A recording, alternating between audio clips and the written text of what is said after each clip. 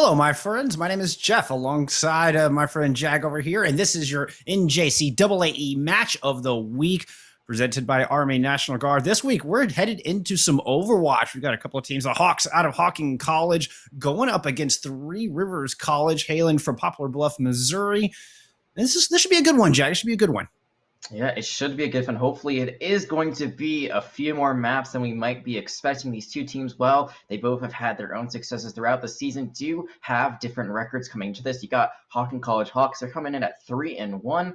Second overall, very good standing. Meanwhile, Three Rivers, they're still struggling to find that first win of the season, 0-4, ninth in their own standing. So two opposite ends of the spectrum, but you never know what can happen, Jeff. It could be that day of an upset. Absolutely. Any given game day, you can see your own 4 team break out and find that first victory. Coached by Matthew Dowd, hoping you got to speak with them a little bit earlier. Said they're really working on their coordination and their call outs to try to bring it together to pull out that first victory of the season. There's still time. We're in week 5 out of 8, so there's still time to bring it back. They're not quite out of contention just yet. Yeah, absolutely. And I think that's a great transition into our first map of the day. It's going to be Busan. And I think the most important thing about that is that Three Rivers, they said, they have been improving over time, but they are much more comfortable on defense and on the attack. So I feel like if they want to win this control map, they got to take the point early, because once you do that, you are playing defense of that objective. But if you aren't able to get it early, you're going to be trying to attack the entire time. On the other side, Hocking, who lost to Nova, who is now one of the only undefeated teams here in this conference. They're still feeling pretty confident. They feel really good about their brawl. They want to break out a little bit more dive, and generally they're just working on better ult usage and having active communication, not relying only on Robot Wizard, who's their captain and one of the key players to look out for, who is the IGL. They want everyone to get involved with that communication. Well, speaking of Robot Wizard, let's take a look at the rest of the roster and figure out who all we are going to see take the battlefield here in your match of the week. Alongside the main tank, Robot Wizard, the sophomore and the captain of the Hawks, we will see Omega backing him up in that off-tank role. T-Bone and Galatrox will be your DPS for today.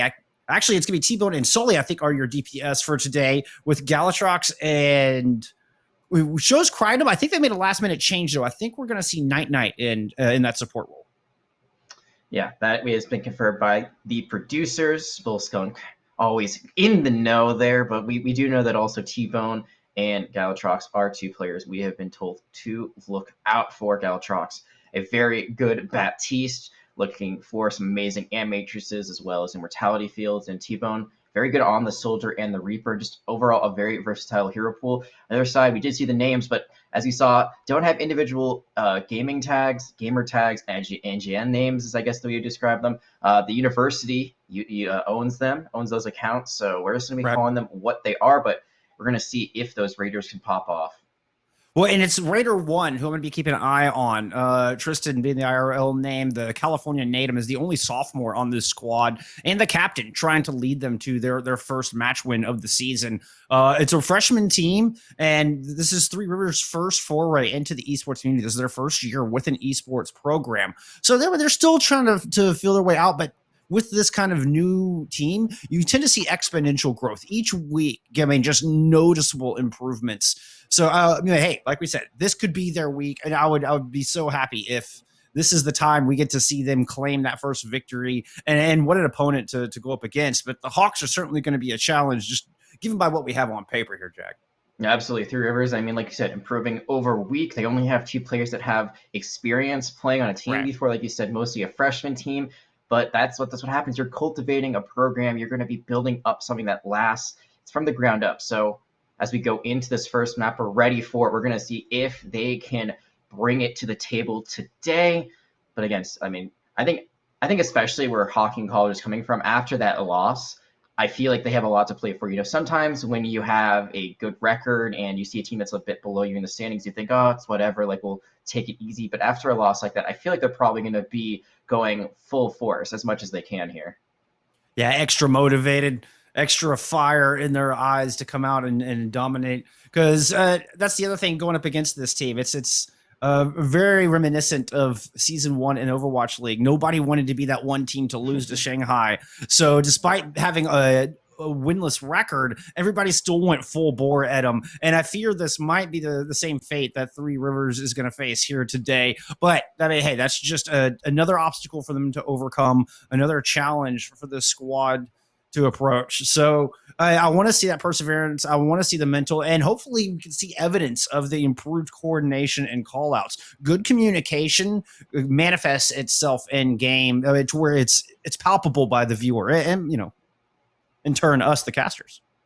I gotta say, the most interesting thing that I'm seeing as we come out here on Busan is that neither team is running a Lucio. So they're both running Brawl, they're both running a Reinhardt, but neither of them really have that speed boost to get onto the point.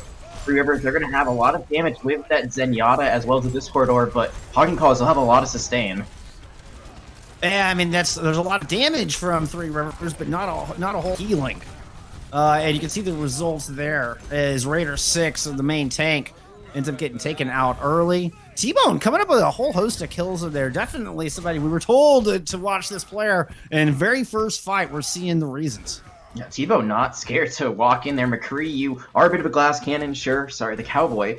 You do have a lot of great firepower. You've got the flashbang as well. So there's a lot you can use with that kit, but not a lot of mobility. So it is a bit of a risk to run in like that, but they still find what they need. They win that fight pretty handedly, and now the ultimates are being built up. Robot Wizard, in particular, very close to getting that Earthshatter online. Trying to hold inside the drum room right now in those little close quarters. Going in, swinging. Nice anti-nade. Forces Raider 6 to shield up and eventually burn down. Hocking College able to take advantage of that. Ooh, that's 2 kills onto both supports with 1 shot of the Helix Rockets from Sully. What an emphatic fight win coming out of Hocking College. A very great win. They do commit the Earthshatter there, but they're going to have almost everything going into this next engagement. The Nano especially will be great because then they can use it to build up another Earthshatter. Meanwhile, Three Rivers, it looks like the only thing they might have online is Raider 01's Transcendence, which, if they can avoid the anti-nade, which they couldn't do last time, would be great. It would enable them so much to get into the fight because they'd just be healed up. Like, you just can't take them down when you have a Transcendence healing in your presence. And that's going to put some pressure on Raider 5 and the Diva to keep a sharp eye out for those Bionades flying in. Raider 6 already taking a lot of damage and goes down. Now we're getting a nano tack visor. Raider 1 does get that Transcendence up in time to try to protect the rest of the team and keep it at a 4v5 for Three Rivers. Time to bring this back. Time for Raider 6 to get back in this thing, but Raider 5 was going to get demeched. Ooh, uses that self-destruct to get that mech back full fresh, 600 hit points as Raider 6 comes flying into the fray, but unfortunately the DPS are down. Trying to use the Shatter to bring it back, but it only lands on Robot Wizard, and Galatrox is able to get that Immortality field out in time. You see just so much utility from these supports, the Immortality field, the nade coming in, gonna save them. Earthshatter's gonna miss, but that High Noon is not. Oh, nice. Raider 4 thought they had been able to get out of the way in time, avoided the High Noon, but then, T-Bone on the Cowboy, on Dave, on Cole, player, the hero of many names, able to land the shots with the Peacekeeper. Yeah, it's funny. If you are not in the know, Overwatch has now announced that the Cowboy's name will officially be Cole Cassidy, so that is the brand new. It's not officially changed in-game just yet. It's not going to be for another 4 days, but the news did come out. The old name, it's a little bit near and dear to my heart because I have the same first name as that one, but, gotta let some things go, gotta look into the past, Yeah. and so does Three Rivers right now. That was 100-0 rounds, but not out of their sight just yet, and I feel like with this Lucio now that they're going to be running here on Mecha Base, this is a really good change, especially the Reaper as well, so a lot of upfront damage. The Mercy concerns me a little bit because it's a lot of... Yeah. It's not very high amounts of healing, but if you're able to do a lot of damage, it won't even matter. I mean, the Mercy typically there to pocket a DPS. You don't see Mercy trying to keep the tanks up. Oh, Raider 1 just gets way ahead of the pack and focused down. T-Bone opening things up strong, and it's just going to fall like dominoes. Three Rivers trying to hold this objective with no supports. Yeah, once you lose your Lucio, it's going to be so difficult, especially when you want to enable your Reaper, because Raider 02 just has to play the front line, do a lot of damage to the Robot Wizard. There's no Diva to eat that with the Defense Matrix. You just have projected bubbles from Omega, so there's a lot less protection. But there, they lose the Lucio right off the bat. And after that, Raider 02 unfortunately cannot get much done, but new fight. Might be able to spam out of this Junkrat. Hey, at least open up the doorway, try to get some room to work on the other side of it. But Hocking College doing a good job of plugging the hole right now. Robot Shatter at the ready, throws it down, it gets blocked. Nice block from 06 and is able to win the duel of the Crusaders. Now storming forward out of the choke. Raider 2 back on the battlefield, hoping to get close enough to use these Hellfire shotguns, but a wonderful job of kiting. Hocking College just continues to backpedal and continues to find kills as they do so. It is T-Bone on the Cowboy, making life oh so difficult, dropping the dead eye, and that's going to fly too. And I really like the swap to the Moira. You see how efficient it is? It does get shut down, but the Coalescence was built up in one fight. The thing is that you need Raider 04 to be the one to swap to Moira, or maybe you swap up, you know, it doesn't matter. Lucio, Moira, it can work. That is a good support composition here with Brawl. It's not the best. I would say Baptiste is very good still, as you see Galatrox has been doing work, but it would be a much better composition that they have now, but they do have a Riptire online. Oh, but the Ant Matrix just hits them before they're able to pull the trigger on that Riptire. Res comes through, but it's a late res, and T-Bone had already just massacred the rest of the reinforcements for Three Rivers. Tire coming out from Raider 03, hoping to get a strong start for this upcoming fight. Tire not going to find anything, and now it's one fight territory. Bullskunk, 2 ultimates to the name of Hocking College, the Graviton Surge and the Nano. That's a lot to work with.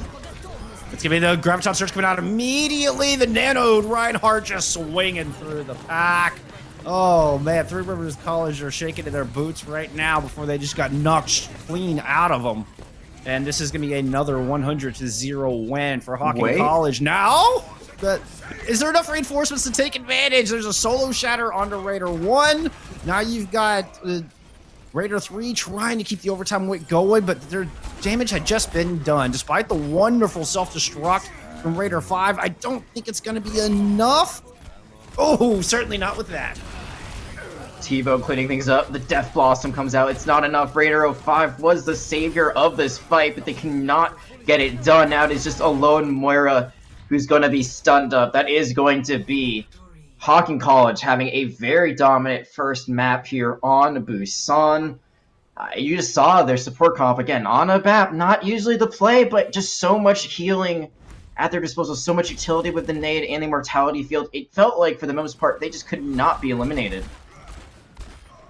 Yeah, just infinite health bars. And it allowed the tank line of Robot and Omega to go in and just kind of swing fearlessly with impunity. They had no worries, not a concern in the world for that tank line check.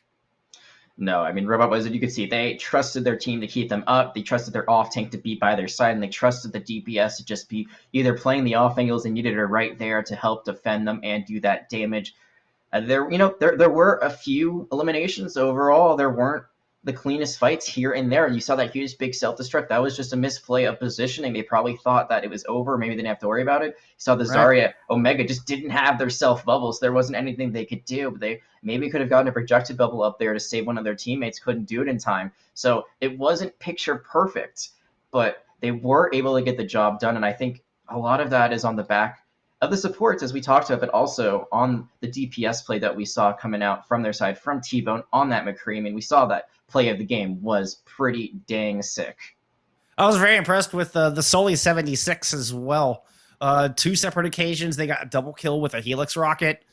Just a lot of pressure coming down. I think Soldier's really in this great spot now with the tack visor fall off being completely removed, particularly going against a Mercy on the other side. So I mean, that's essentially a 2-for-1 kill because you take Rez off the table. Both DPS, both T-Bone and Soli had a fantastic opening round. But hey, now that means it's Three Rivers College option to pick map number 2. It will be a hybrid map type in this 1-to-3 series. So they can kind of hopefully play around their strengths a little bit with where they choose to take us. Anything's available. Yeah, everything in the competitive pool, which is basically every map except for Horizon Lunar Colony, as well as Paris, which are assault maps anyway, so we don't have to worry about those at all for a little bit. I think the big thing is, yeah, you do get to pick your map choice, but as we know, they prefer to be defending first. So I have a feeling, usually when you win the first map, you want to be on defense first. It's kind of a power statement. A lot of teams like to do it because then they think they have the edge. They think they can defend early and then win quickly on attack. So that's usually a strategy that comes out for that team that's up 1-0. So we'll have to see how all things end up.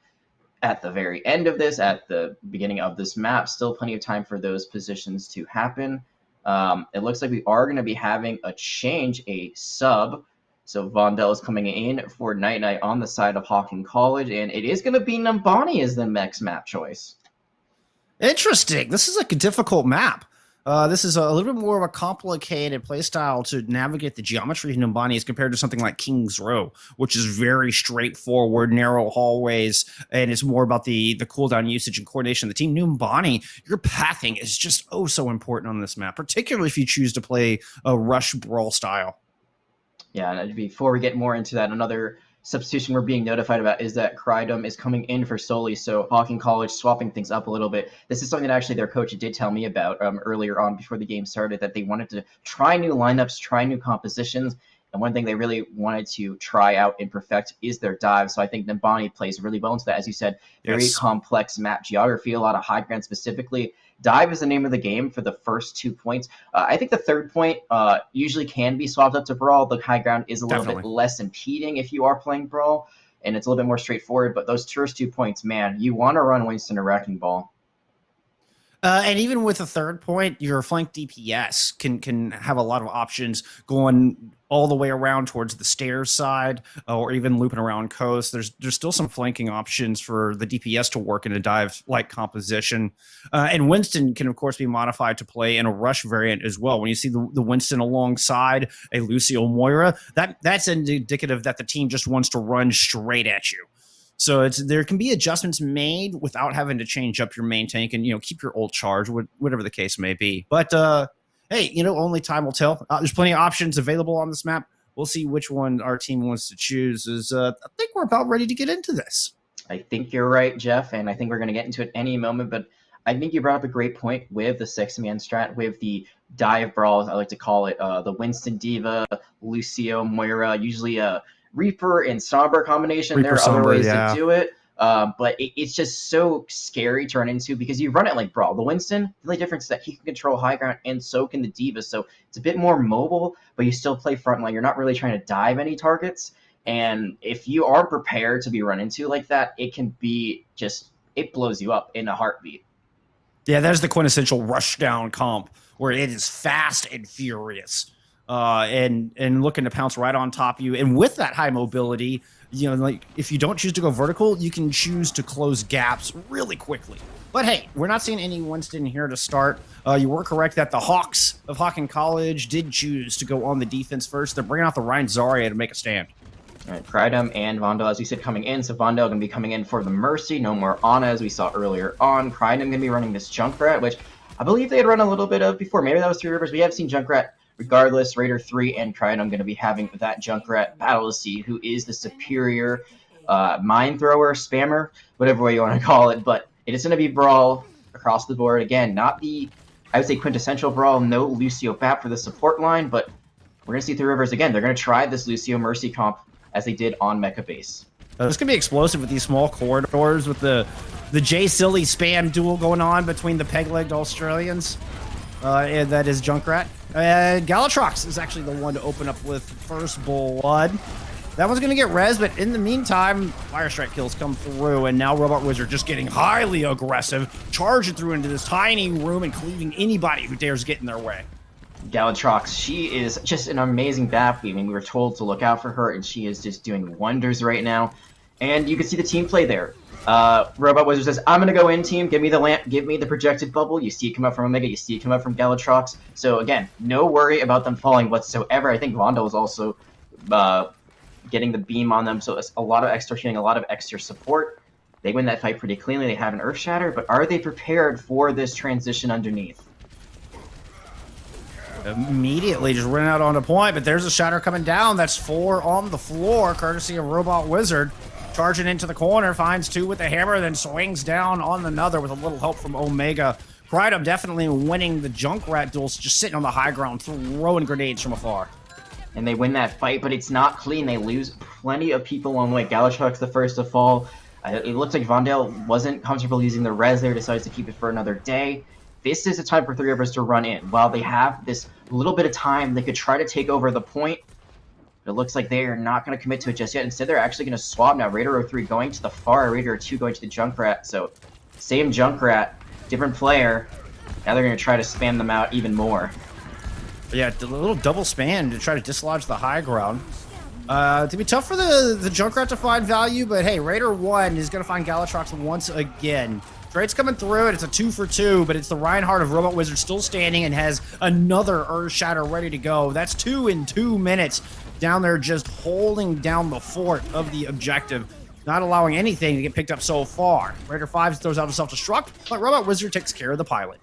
This time not going to be as effective as it was on Mecha Base. There was openings, there were trades. That was a great raid from Three Rivers. It looks like Raider 03 was enough of a nuisance in the sky for them to kind of look away from the primary objective, but just couldn't land the shots that were needed. Now, this Valkyrie could give them the damage boost to land 1 or 2 direct hits. That's game over for a lot of the players on the side of Hocking College, but Hocking College, again, that ult bank looking mighty fine. 4 at the ready to go.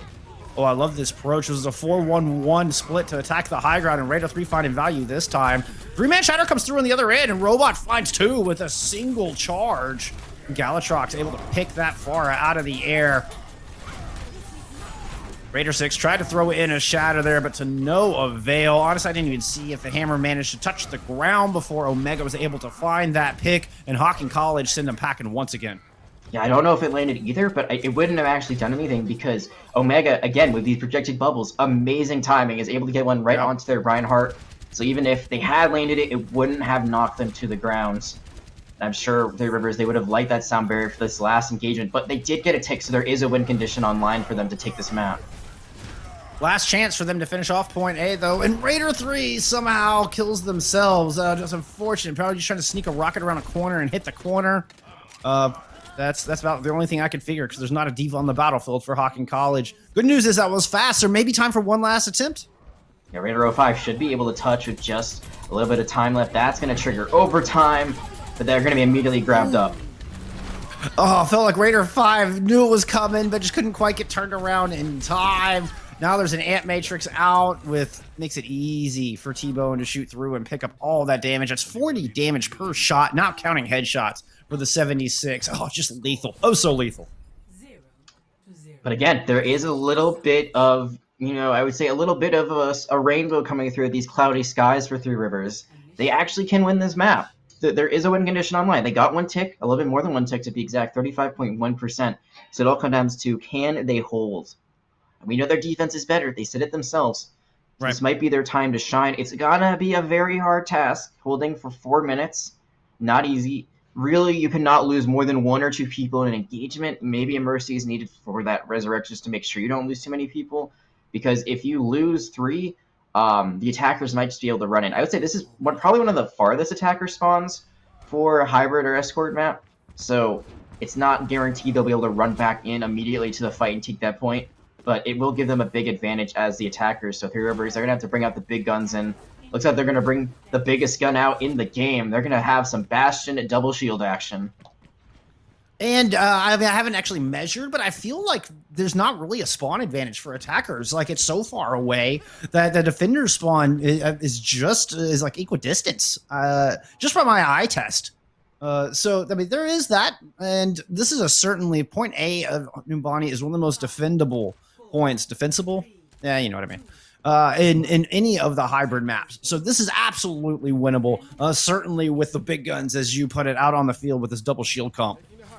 Yeah, you gotta protect your Bastion. That is the name of the game. Keep your Bastion alive. I think this is, I would say, the more thorough comp I've seen from Three Rivers so far. The May, maybe not, maybe a Torbjorn instead, but regardless, or a lot of protection. Yeah, Symmetra too. Symmetra to teleport the Bastion around would help with some mobility. You can see the soldier coming out around back. Bondo goes down on the low ground, but it's the battle up high that I'm worried about. T-Bone and Krydom work their way through and just decimate the Bastion. Raider 3 was too focused on the tanks down low, and the DPS able to sneak around with a well-timed flank, giving Hocking College the win and the second map. They're on match point now, Jag.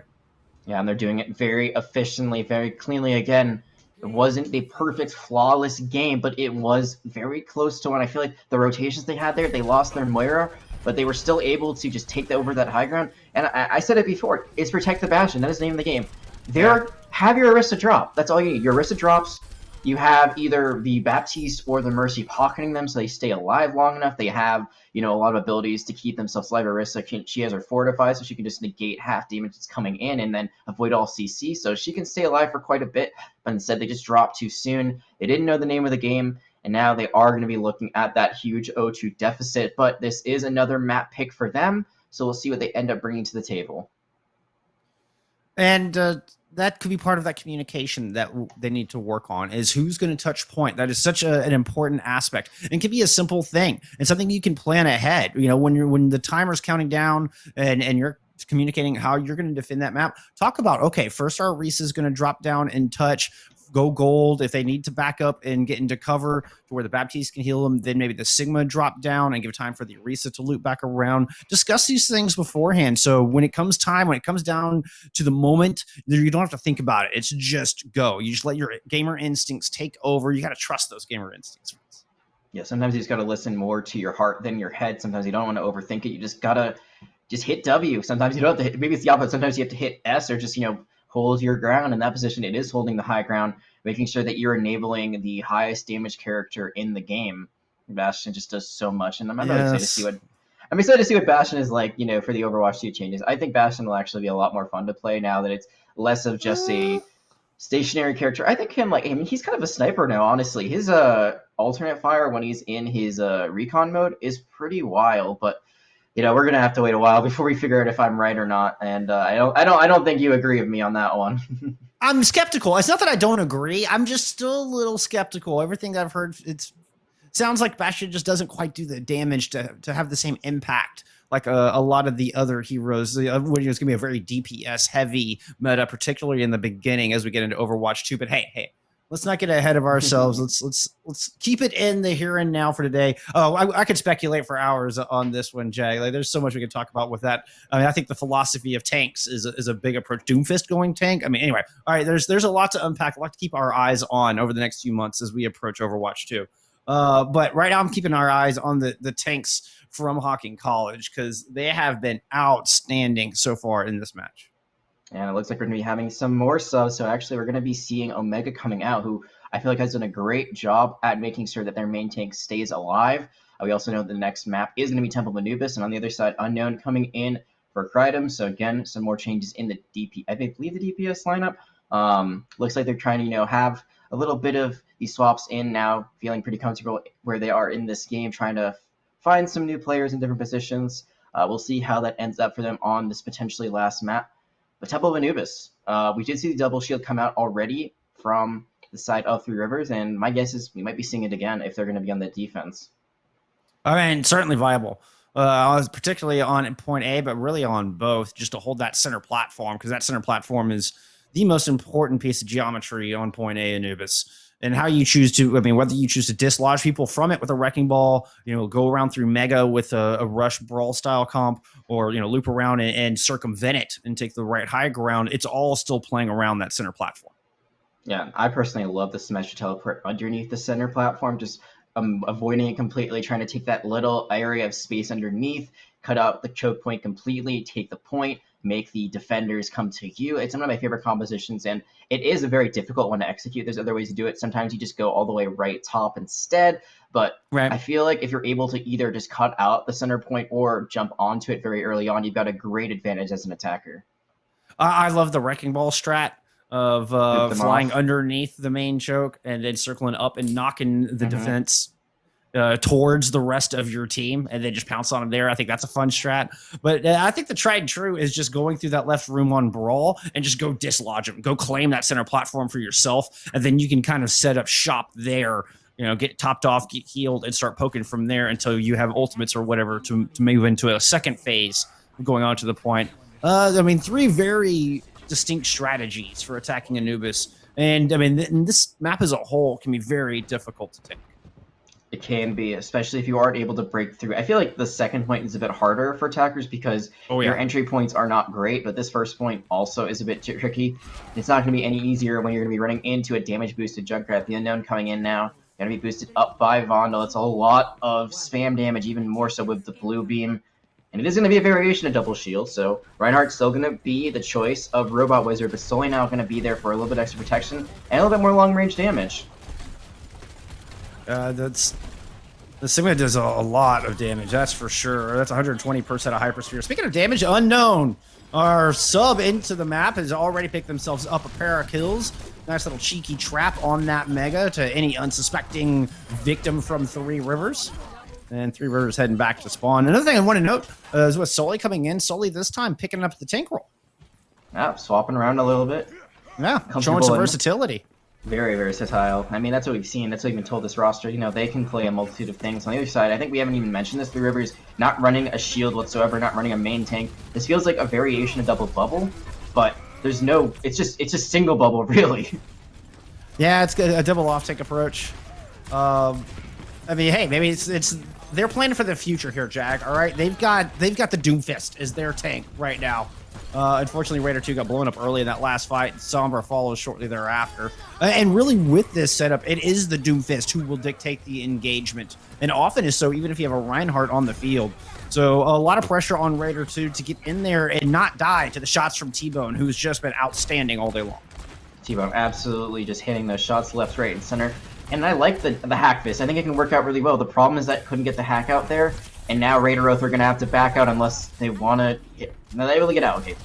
Looks like... Oh, no, they didn't get out far enough. Yeah, they didn't have the cloaking device back online, so they were caught out even after they were able to TP. And the TP was on the stairs and still within LOS of Sully. So Sully just is like, oh, hey, there you are. And boom. There's a pair of hyperspheres in your face. Sully had the calculations correct on that one. Yeah, you need your diva kind of be in the Winston role, just be chaotic, just fly in, fly out. You can get a hack in the back, they won't be expecting it. That's your green light. But now they're swapping to the Juggernaut, trying to fight fire with fire. But all they have is a Valkyrie to do so. On the other side, they'll be building up almost 3 ultimates per Hocking College. Raider 2, yeah, with that rat resets that ult economy. Give me the Gravitic Flux to start things off into the tiny room. Raider 1 in a lot of trouble. Both supports in a lot of trouble in there. And Robot Wizard fends off the rest from the left-hand side. There's a 2-prong attack from Three Rivers, and Hocking College able to deal with both prongs. Now, a good stagger onto Raider 05. This diva getting closer and closer to self-destruct. There's no EMP online just yet to back it up. That could be what they need. EMP into self-destruct, that could open up this map completely. It could completely change the name of the game. But unfortunately, Raider 03 does get these hacks off and immediately gets punished for it. T-Bone, though, is taken out, but only for it to be rezzed. And I think this might be an instance where Raider 3 needs to do less flanky assassin style and more just frontline, build up that EMP. Oh, what a tire. Unknown just decimates the ranks of Three Rivers. They finally swapped to a Reinhardt, only for Raider 5 to be greeted by a large explosive in the face. Actually, technically in the back. And then they also got rid of the self-destruct, so that winning combination that they might have had, it's gone. They still do have a Valkyrie at their disposal. Now going to go back to a diva. Now it's Raider 06 picking up. And really right now, yeah, they swapped. It just feels like musical chairs at this point. Raider 2 is sort of close now to the tire, so I think really what you're playing for is a rip tire and the EMP, but there's only 20 seconds left on the clock now. EMP can still be winning, even without anything else to combo with it. But unfortunately, Sully finds the kill before Raider 3 can pull the trigger on one of the most fight-winning ultimates in the game. Now there's a nanoed Robot Wizard just glowing on point, powered up, and not letting anybody get close. That is a full hold in the most pure definition here for Hocking College. % on point egg our series. Yeah. It's looking pretty dire now. Last map, there was a win condition. Now, at best, Three Rivers, all they can do is tie. And they only had a little touch point, I think twice, and both times it was just the Sombra trying to reel everyone back. But Hocking College, they were very disciplined. They didn't really give up too much of that high ground. They only would rotate the Sigma usually off it, and they would chase them down, and then that would be that. Unfortunate. Kind of couldn't get a composition. And I think if they had stuck with what they had with that diva especially, that could have been a huge game-changing play. Tried swapping things up, but it was just a bit too late. Generally, if you're a good team, you can usually swap about a minute 30 and probably find an alt bank. And we're talking like GM plus contenders, Overwatch League. I'm thinking 2 minutes is kind of that marker. Yeah, 2 minutes, 2:30. That's usually when it's doable for teams a little bit lower in rank than that. They're trying to get it done, but just couldn't find the win condition, unfortunately. And Now, Hocking College looks like they're going to be running a pharmacy of their own for the first time this series. Unable to do anything about this just dangerous center platform. Three Rivers, going back to that Mercy Zen composition to try to hold it this time around. Raider 1 is sitting down low in the choke. Not a big fan of this, even if you have to rotate back up. That's precious time when you could be discording and throwing down shots. Hopefully they get back to that center platform with a quickness. Unknown does choose to stick with this far as Hocking College comes out of the gate and immediately finds value. Oh, can they get the res? They need to get the resurrection here, Bullskog, and it looks like they're not in the position to do so.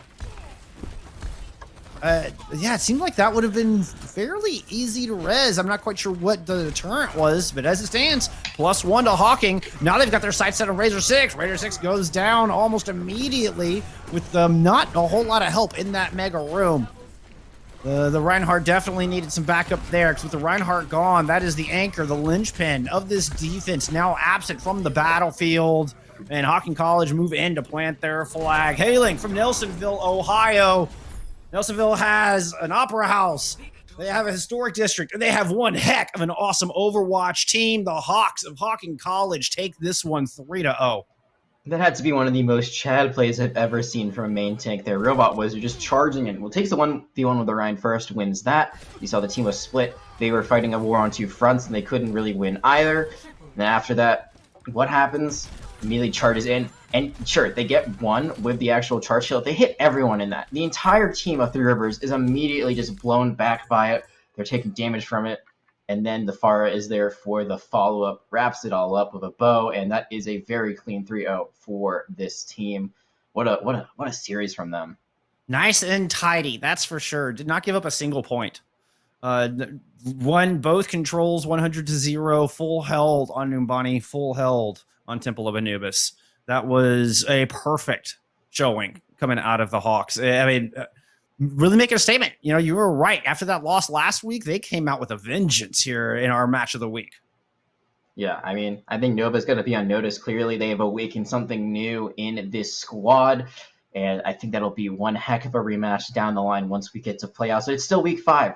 There's still plenty of time for both teams to go in very different directions. We'll see what happens at the end of the season, but more quickly, we're going to see if we can pull up an interview for y'all, see what the team is thinking on the side of Hocking College. And we're going to be taking a quick break before we get to that, so we'll see you on the other side of it.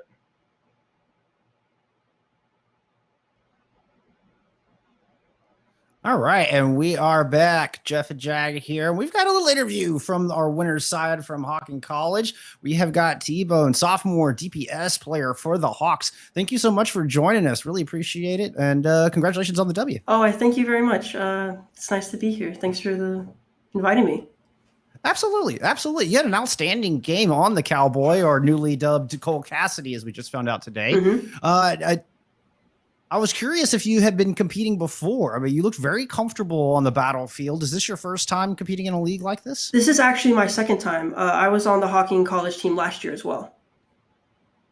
Yeah. Fair enough. Mm-hmm. Fair enough. And what was your results last year? Do you feel like there's been improvement coming into the second year? Yeah, definitely. I feel like my game has improved a lot because I went from a tank main to playing DPS this year. So, yeah, I feel like my game has really improved from last season.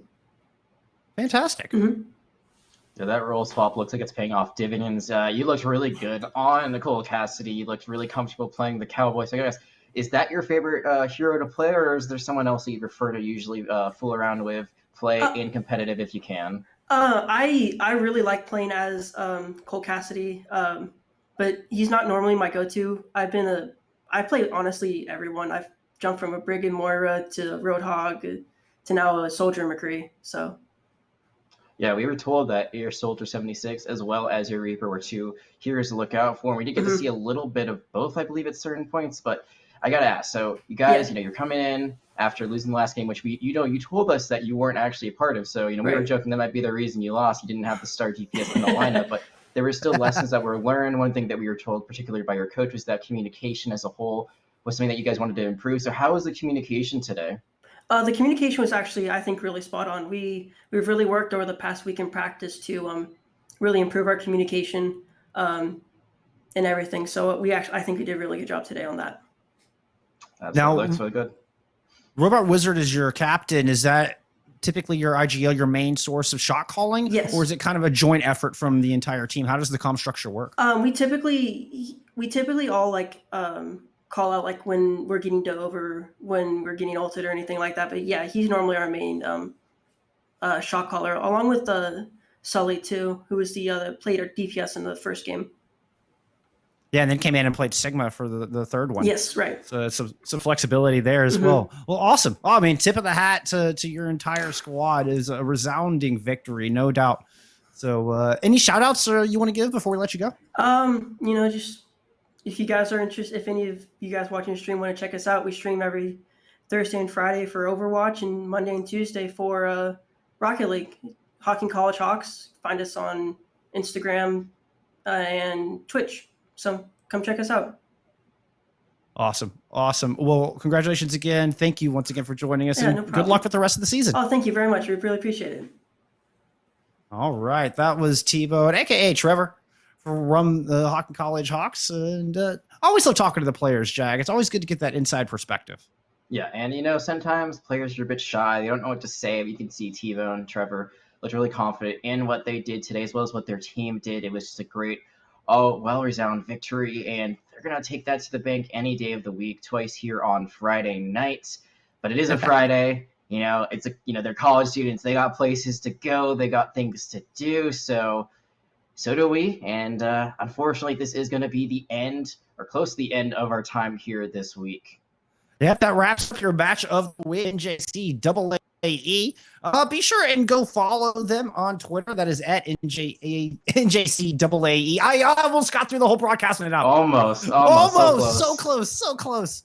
Oh, big shout out and thank you to EMP Live Designs for handling everything behind the scenes as well, keeping Jag and myself in check throughout this broadcast. Most of all, really appreciate all of you friends hanging out with us and just enjoying some fantastic Overwatch, some fantastic esports in general. And a shout out to Army National Guard here for presenting this event, this broadcast. So with that said, y'all remember to look out for each other in game and out, and have a wonderful weekend.